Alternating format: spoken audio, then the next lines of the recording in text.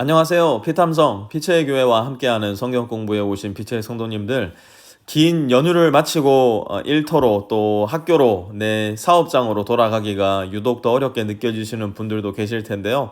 오늘도 말씀밥 맛있게 잘 드시고 하나님의 은혜 안에 굳게 서 있는 우리 모두가 될 수 있었으면 좋겠습니다. 함께 기도하고 말씀 공부 시작하겠습니다. 하나님, 긴 연휴를 마치고 일터와 학교와 비즈니스의 현장으로 돌아갑니다. 우리 모든 이들에게 꼭 필요한 하나님의 말씀 주셔서 이 세상 가운데 아주 작고 가녀린 빛으로, 그러나 분명 아주 작은 공간 하나쯤은 비추어 줄 수 있는 존재로 오늘 하루를 살아갈 수 있게 도와주십시오. 예수님의 이름으로 기도합니다. 아멘. 오늘은 고린도전서 11장 7절에서 12절까지 말씀 함께 공부할 텐데요. 7절부터 10절까지 먼저 함께 읽어보도록 하겠습니다. 그러나 남자는 하나님의 형상이요 하나님의 영광이니 머리를 가려서는 안 됩니다. 그러나 여자는 남자의 영광입니다. 남자가 여자에게서 난 것이 아니라 여자가 남자에게서 났습니다.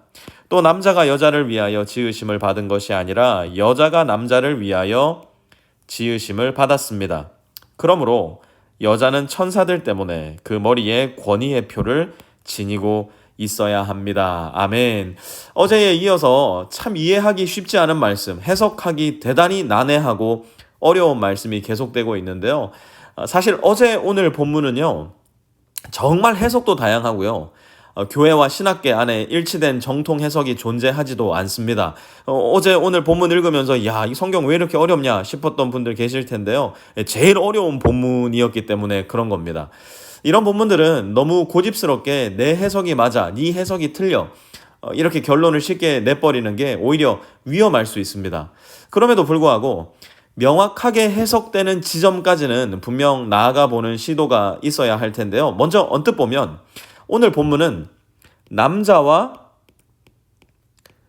여자 사이에 어떤 계급의 구분 혹은 계층의 구분이 있는 것처럼 이야기하는 것처럼 보이기도 합니다. 하지만 그것은 계급과 계층의 구분이 뚜렷한 그 당시 고린도의 문화나 오늘날 우리의 문화를 반영한 해석이라 볼 수 있을 거고요. 하나님의 시각에서 보자면, 우리의 문화적 시각이 아니라 하나님의 시각에서 보자면 정말 바울이 의도한 것은 무엇일까? 이 말씀은 남자와 여자가 가지고 있는 기능적 차이를 말하고 있다 볼 수 있습니다. 사람의 입장에서, 문화적 시각에서 볼 때는 내가 너의 머리야 라는 얘기는 나와 너는 달라, 너는 나를 섬기고 나는 너를 부릴 수 있어, I'm superior to you, you are inferior, 이렇게 이야기할 수 있을 겁니다. 그러나 하나님의 입장에서 이야기할 때 I'm your head? 이 이야기는 무슨 말이냐?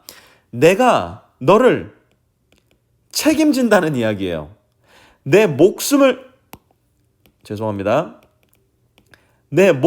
거는 한이 있더라도 나는 너를 반드시 책임질 거야 라는 의미가 내가 너의 머리라는 말 속에 담겨 있는 겁니다. 왜 그렇습니까? 하나님께서 실제로 역사 속에서 우리에게 그렇게 해주셨기 때문이에요.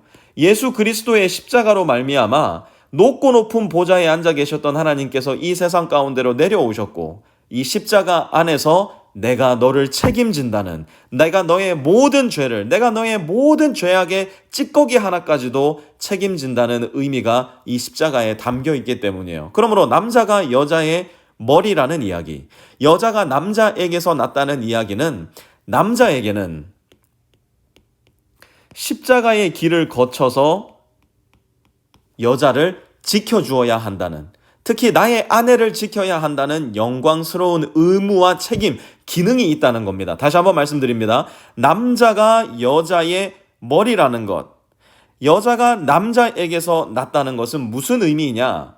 남자는 이 십자가의 길을 통과하여 나의 아내를 반드시 지키고 보호하고 나를 내어주어야 한다는 겁니다. 바울은 혹여라도 이 말씀이 문화적 시각에서 남녀 사이의 차별로 들릴까 좀 더 보충하여 이야기를 써내려 가는데요. 11절 12절 한번 보시죠. 그러나 주님 안에서는 남자 없이 여자가 있지 않고 여자 없이 남자가 있지 않습니다.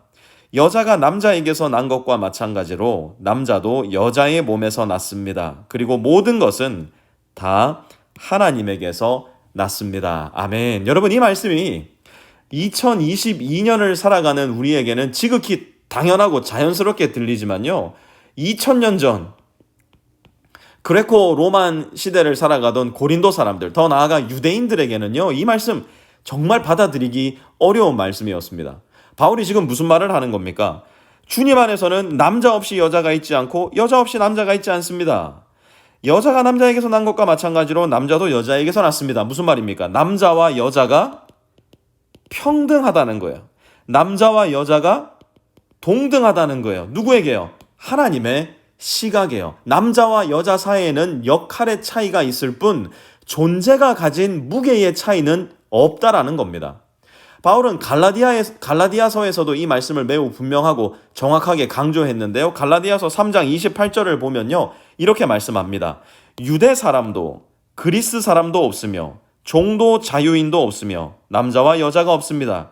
여러분 모두가 그리스도 예수 안에서 하나이기 때문입니다. 아멘. 여러분, 그 당시 유대 사람은요, 이 그리스 사람, 이방 사람을 볼 때 오늘날 우리가 바퀴벌레 보듯 보았습니다. 여러분, 바퀴벌레를 본 여러분의 얼굴을 한번 떠올려 보세요.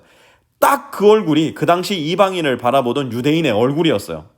종과 자유인의 차이를 우리는 절대로 이해하지 못합니다. 우리는 종으로 살아본 적도 없고 종을 부리는 상전의 입장에서도 살아본 적이 없기 때문이에요. 다만 여러 역사적 기록을 볼 때, 또 특별히 TV에서 반영되는 역사 드라마, 영화 볼 때 종과 주인 사이에는 엄청난 간극이 있다는 거, 우리 그 정도는 알고 있습니다. 이 중에서도 가장 큰 차이를 보여주었던 사람이 있었다면 바로 남자와 여자 간의 차이였을 거예요. 왜 예전에 우리나라도 그런 말이 있었잖아요. 남자는 하늘, 여자는 땅, 이런 대도 않는 소리를 많이 하고 이걸 실제로 믿으면서 살았던 사람도 많이 있었는데요. 그 큰 차이를 바울은 지금 누구 안에서요? 십자가를 거쳐서 그리스도 안에서 메꾸어 버린 거예요. 왜 그래요? 그것이 하나님의 질서요, 하나님의 법이기 때문에요. 그 질서와 법이 뭔데요? 모든 사람은, 잘 들으세요, 하나님의 질서와 법, 모든 사람은 소중하고 모든 사람은 아름다우며 모든 사람은 평등하다는 겁니다.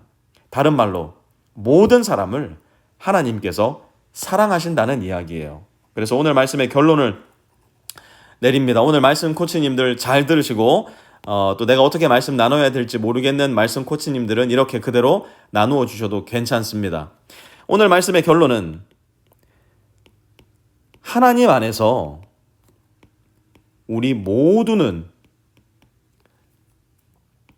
다 사랑받기에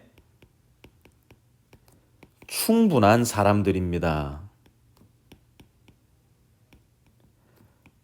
오늘 말씀을 어떻게 나누어야 될지 모르겠는 말씀 코치님들은 이 문구를 그대로 쓰셔도 좋습니다. 하나님 안에서 우리 모두는 다 사랑받기에 충분한 사람들입니다. 내가 남자든 내가 여자든 관계없어요.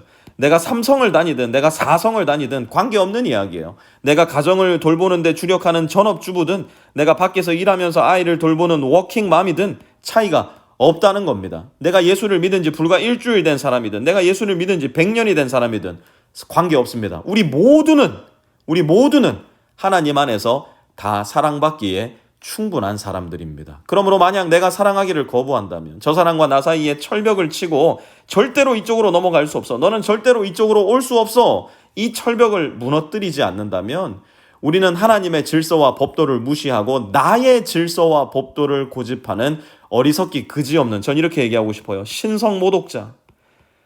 내가 나의 이웃을 사랑하기를 결정하지 않는다면 우리는 신성모독자로 오늘을 살아가고 있는 겁니다. 여러분, 혹시 내 마음에 그런 사람 하나 떠오르지 않아요? 혹 그 사람 때문에 하나님을 거역하고 하나님께 반항하면서 하나님을 또다시 배반하는 위험한 사람으로 혹시 오늘 살아가고 있지는 않을까요? 우리 특별히 오늘은 그런 사람이 내 마음속에 단 한 사람이라도 떠오른다면 주님의 질서와 법도를 제 마음에 다시 한번 새겨주십시오. 모든 사람을 원수까지도 사랑하라는 하나님의 말씀이 내 마음과 영혼과 삶 속에 살아 숨쉬게 해주십시오. 기도하며 하나님의 말씀에 순종할 수 있는 우리가 되었으면 좋겠습니다. 하나님 감사합니다. 오늘 말씀을 통해서 내가 오늘 하루 동안도 만나게 될 모든 사람이 하나님의 눈에 아름답고 소중한 사람들임을 되새겨 주시니 감사를 드립니다. 내 힘으로 사랑하고 품어주고 섬길 수 없으니 주님께서 내게 보여주신 그 사랑이 내 안으로 흘러 들어오게 하시고 주님의 그 사랑으로 내가 사랑할 수 없는 그 사람도 기꺼이 사랑할 수 있는 주님 닮은 사람 되게 하여 주옵소서. 예수님의 이름으로 기도합니다. 아멘.